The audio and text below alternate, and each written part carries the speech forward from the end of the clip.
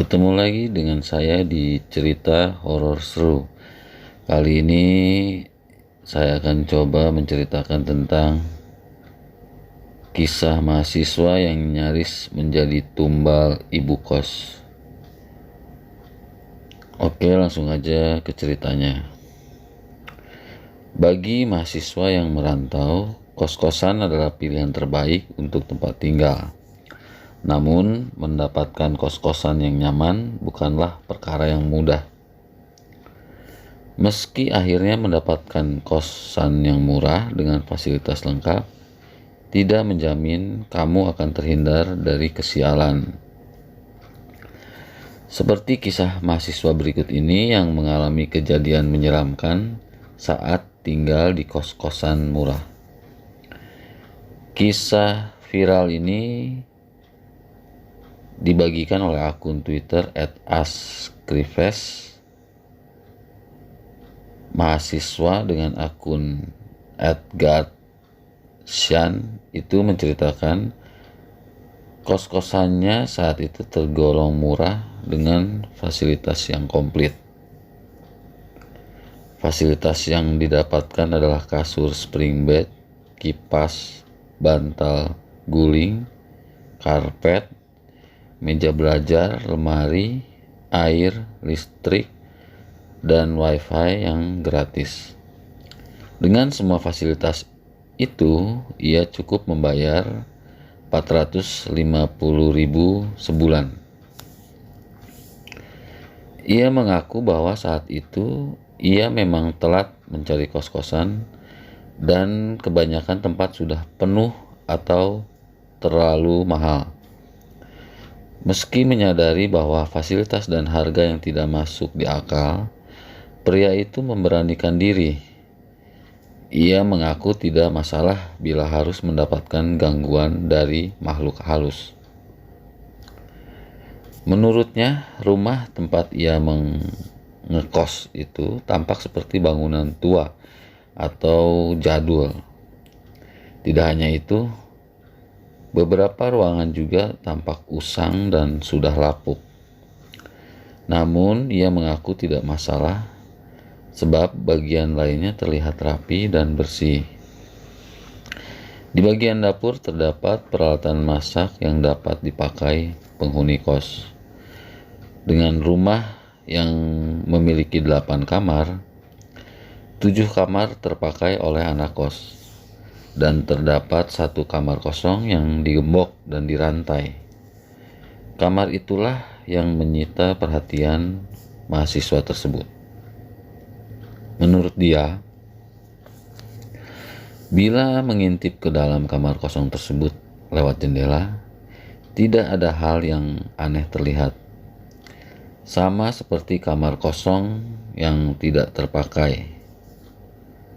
Seperti dugaannya, kejadian-kejadian aneh sering terjadi di tempat tersebut, seperti suara ibu-ibu masak di dapur yang begitu ramai, tapi saat didatangi ternyata tidak ada siapa-siapa.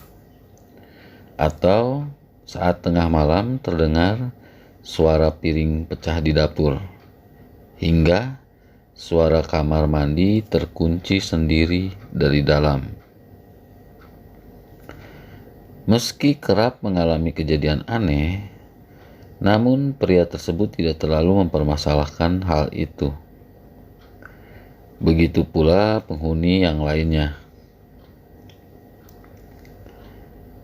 Bahkan, bila ada kejadian ganjil seperti suara orang mandi tapi tidak ada siapa-siapa, maka mereka cukup mengetuk pintu 3 kali serta meminta izin. Maka kamar mandi dapat kembali digunakan dan suara orang mandi tersebut hilang. Sampai akhirnya seorang penghuni kos baru datang. Karena 7 kamar sudah penuh, penghuni baru itu terpaksa menempati kamar ke-8 yang biasanya digembok dan dirantai. Penghuni baru itu juga telah diberitahu keanehan-keanehan tempat tersebut dan merasa tidak masalah akan hal itu. Semua berjalan normal hingga suatu kali ibu kos yang selama ini tidak ada di tempat tersebut datang. Ibu kos tersebut mengadakan semacam syukuran yang hanya untuk anak-anak kos tersebut. Mendapat makanan gratis, para anak kos tersebut tidak menolak.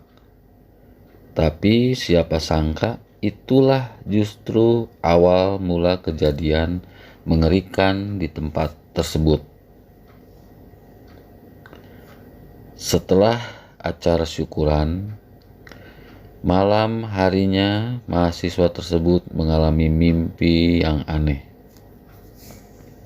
Dalam mimpi itu, ia seperti mengulang hari tersebut. Akan tetapi pada malam harinya, pria itu mengaku didatangi sosok menyeramkan. Dia didatangi sosok tinggi besar yang masuk ke dalam kamar pria itu sambil mencari-cari sesuatu. Pria tersebut ketakutan setengah mati dan mengaku tidak tahu apa-apa. Sosok yang tinggi besar itu marah-marah karena tidak menemukan apa yang dia cari. Untungnya, setelah membaca doa, pria itu terbangun dari tidurnya. Ia lantas keluar kamar dan menuju ruang tengah kosan.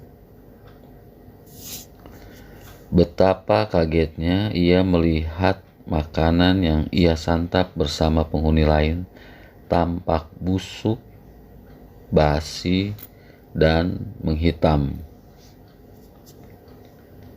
Saat penghuni kamar lainnya keluar, mereka semua juga tampak pucat dan ternyata mengalami mimpi yang sama. Namun, berbeda dengan yang lain, penghuni kamar nomor 8 mengaku bahwa sosok di dalam mimpinya berkata, "Ketemu," sambil mengusap keningnya dan setelah itu pergi. Tak hanya itu, di punggung penghuni kamar nomor 8 tampak bekas cakar yang tidak berdarah. Kemudian pada malam harinya, tiba-tiba saja penghuni kamar nomor 8 dan nomor 7 mengaku demam dan kesakitan. Kedua pria itu seperti kesurupan sampai-sampai warga lainnya datang. Kedua orang itu kemudian dibawa pulang ke rumah mereka, sementara penghuni kamar lainnya disarankan oleh warga untuk segera pindah jika ingin tetap hidup. Diduga sosok menyeramkan yang datang di mimpi mereka adalah genderuwo yang mencari tumbal yang dijanjikan oleh si pemilik kos.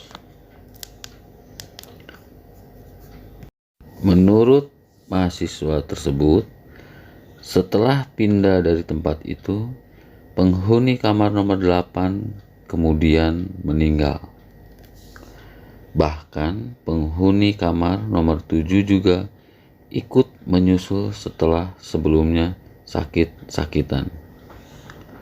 Pria itu mengaku sampai sekarang kosan itu masih menerima anak kos dan masih ada yang ngekos di sana.